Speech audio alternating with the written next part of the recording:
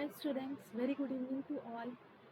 सो last class में हमने refractive index पढ़ा था, लॉस ऑफ रिफ्रैक्शन पढ़ा था, जिसमें हमने स्नेल्स लॉ सीखा, एब्सोल्यूट रिफ्रैक्टिव इंडेक्स सीखा और ये देखा कि रे ऑफ लाइट जब रेयर से डेंसर जाती है so it will bend towards the normal, और जब हमारे पास रे ऑफ लाइट डेंसर से रेयर जाती है so it will bend away from the normal. और इसके लिए हमने पर्टिकुलर कंडीशंस देखी थी कि किस किस कंडीशन में ऐसा हो रहा है, राइट। और हमने देखा था that what is the condition for no refraction.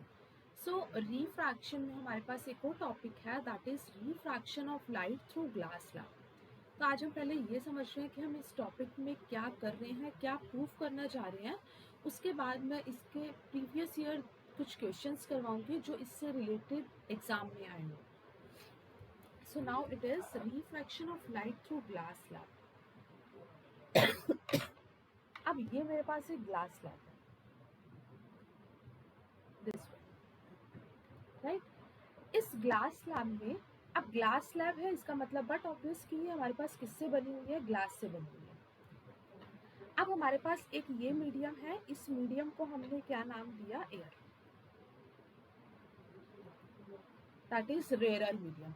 So let it be, it is N1 और μ1, कुछ भी लिख सकते हो।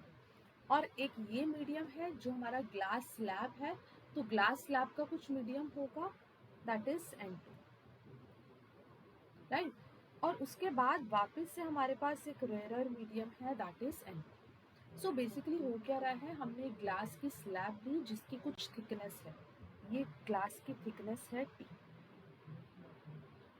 राइट।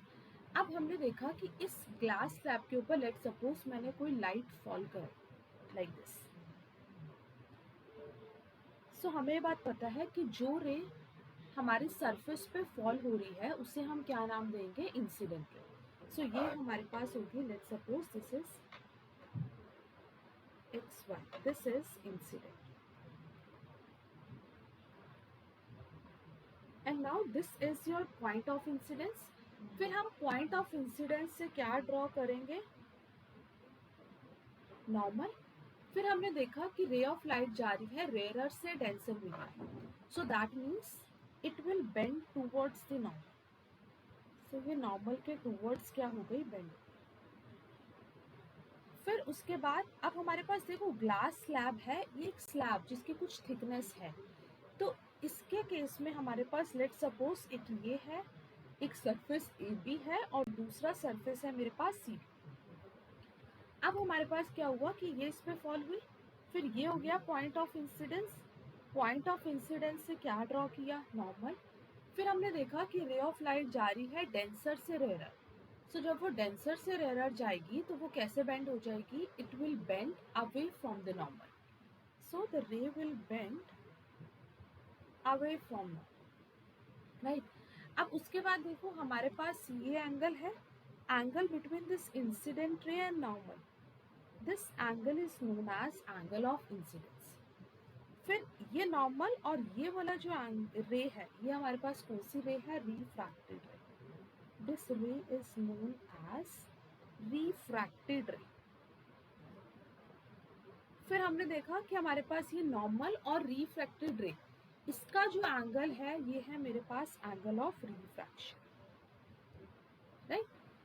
अब इस सरफेस पे ये वाली रे इंसिडेंट रे है, तो ऐसा एज्यूम करो, देखो ये दो पैरेलल लाइंस है, स्लैब के जो सरफेस है वो आपस में क्या होंगे, पैरेलल, लाइक दिस। और उसके बाद ये एक ट्रांसवर्सल है, तो यानी कि अगर ये ट्रांसवर्सल है तो जितना ये एंगल बन रहा है उतना ही ये एंगल होगा, alternate interior angle, so this angle is also R, right? अब यहाँ CD सरफेस से जो रे ऑफ लाइट बाहर की तरफ निकली उसको हम नाम देते हैं E। इस E को हम क्या बोलते हैं, एंगल ऑफ एमर्जेंस, और इस रे को क्या नाम देते हैं, एमर्जेंट रे, and this E is known as angle of emergence।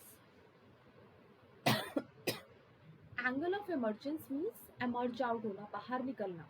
जब हमारी रे ऑफ लाइट स्लैब से बाहर निकल गई तो वो नॉर्मल के साथ जितना एंगल बनाएगी उसे हम क्या नाम देंगे, एंगल ऑफ इमर्जेंस। ठीक, अब उसके बाद अगर मान लो कि मैं ये जो इंसिडेंट रे है, इस इंसिडेंट रे को एक्सटेंड कर देती हूँ लाइक दिस, राइट। तो ये जो एमर्जेंट रे और ये जो एक्सटेंडेड इंसिडेंट रे है, इसके बीच में जो स्पेस है this one,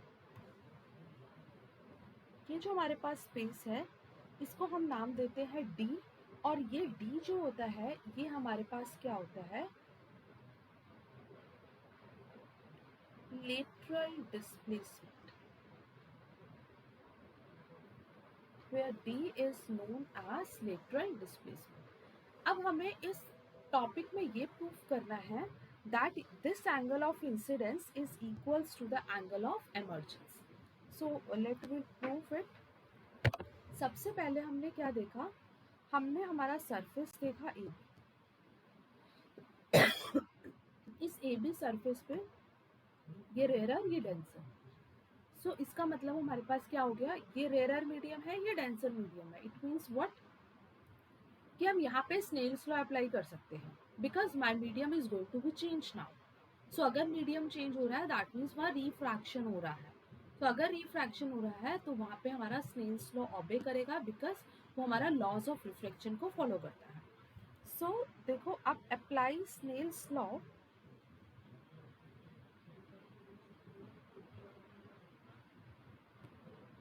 on surface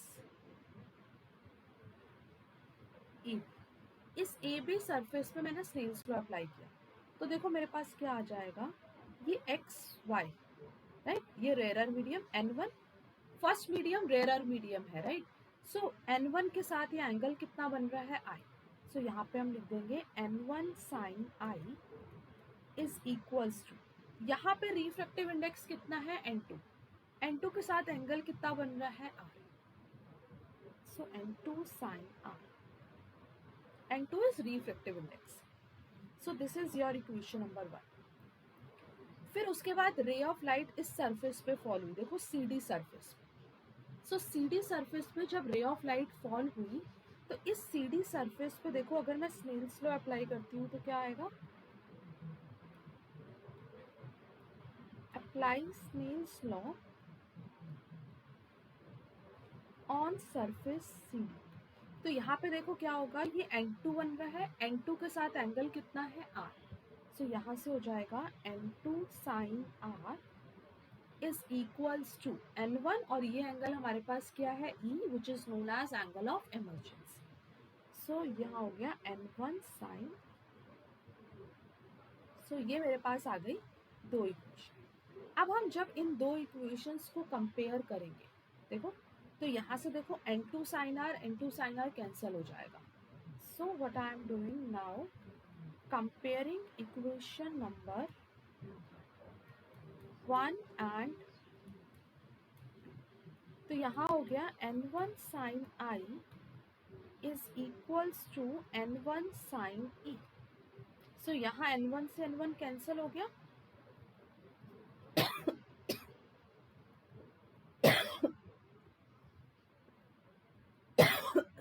so हमारे पास क्या आ गया, साइन आई किसके इक्वल आ गया, साइन ई के।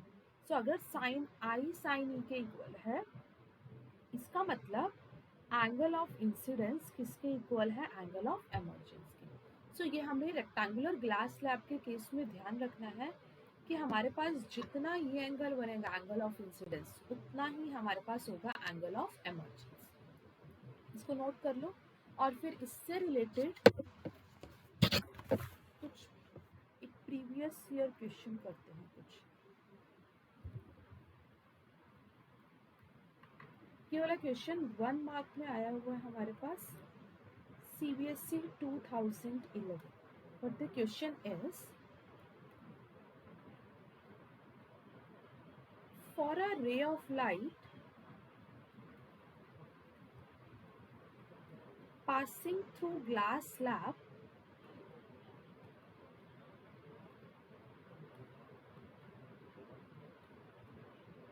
the lateral displacement was correctly measured as,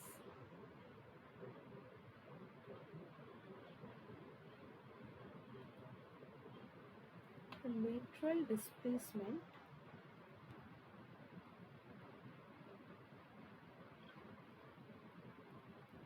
was correctly measured as, हमारे पास यहाँ पे है कुछ रेक्टेंगुलर ग्लास स्लैब और डायग्राम में हमारे पास ये डायग्राम हमारे पास गिवन है, ये हमारे पास AP लाइट है, this is normal and this is going to bend towards the normal, right? Again this is your normal and the ray will bend away from the normal. फिर उसके बाद क्या दिखाया हुआ है कि हमारे पास जो रे है उसको एक्सटेंड करा this is point Q, this is point R, this is C, D, this gap is AP. So I am giving you 4 options, you will tell कि इसमें से कौन सा ऑप्शन हमारे पास करेक्ट है.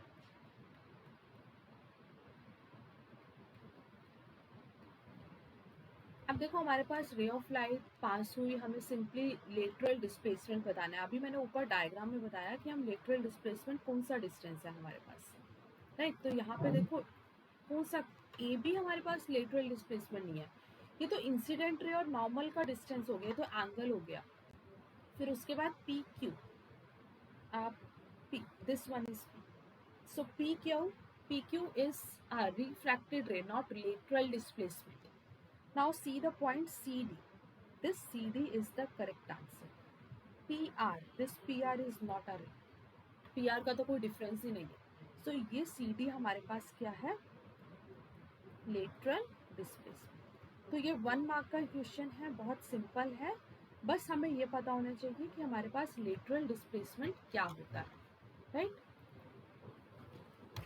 So let's see one more question.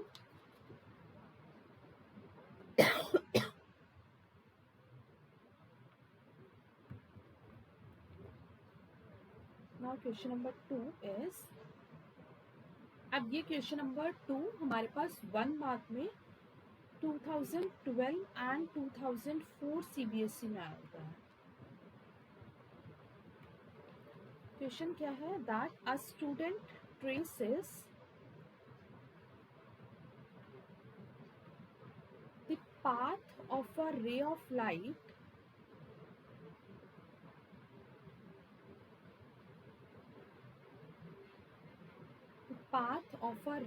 white light through a rectangular glass slab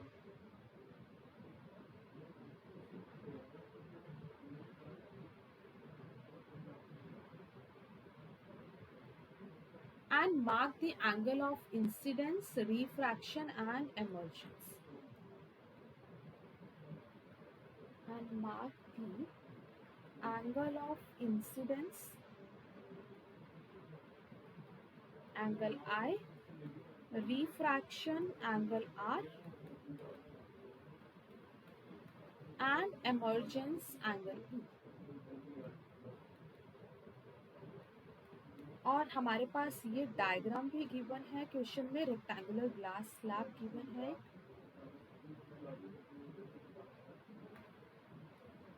और इस rectangular glass slab में ये जो रे ऑफ लाइट फॉल हुई इसको हम नाम देंगे इंसिडेंट रे, ये नॉर्मल है. अब उसने ये वाला एंगल बोला है angle of incidence, this is angle of refraction and this is angle of emergence. So question ये बोल रहा है, ये तो उसने क्वेश्चन में स्टेटमेंट दे दी और डायग्राम उसका दे दिया, उसके बाद वो ये पूछ रहा है फाइंड आउट क्या करना है, विच एंगल और angles have not been marked correctly. Question ध्यान से समझना, it has asked that, the question is asking that which angle or angles, I'm writing here, which angle or angles have not been marked